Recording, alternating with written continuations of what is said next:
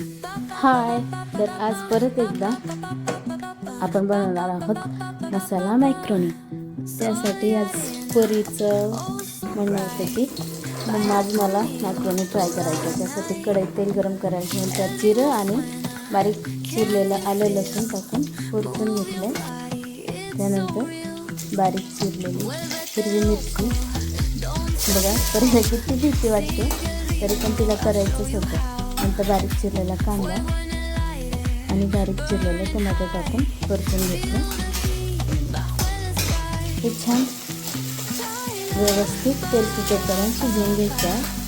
त्यानंतर बारीक कट केलेली शिमला मिरची टाकायची. हे सगळं एकजीव करून नंतर परतून घेतलं. हे बघा किती लांब थांबले आणि एकदम तेल उडेल पोळेल असं वाटतं ते.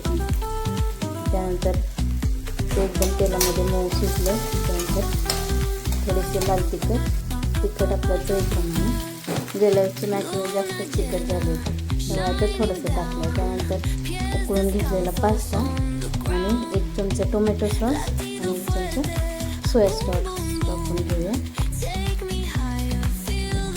सोया सॉस आणि टोमॅटो सॉस, त्यावर व्हाईट पास्ता, किती छान कलरफुल दिसतं.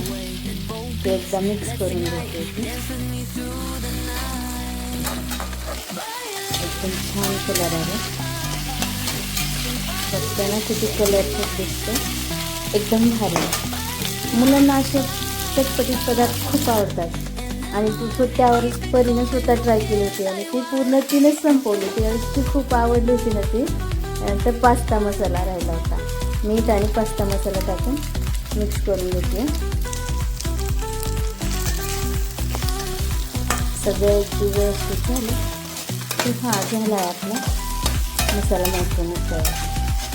पास्ता मसाला मॅक्रोनी असं काही म्हणू शकतो तुम्हाला.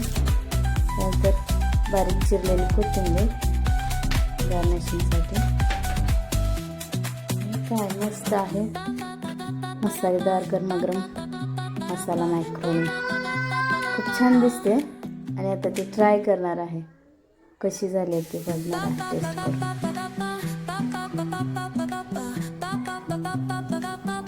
हे बघा एवढी सगळी मॅक्रोनी परीनेच फिनिश केली. स्वतः बनवली होती आणि इतकं कौतुक वाटत तिला आणि ट्राय करून बघितली. खूप छान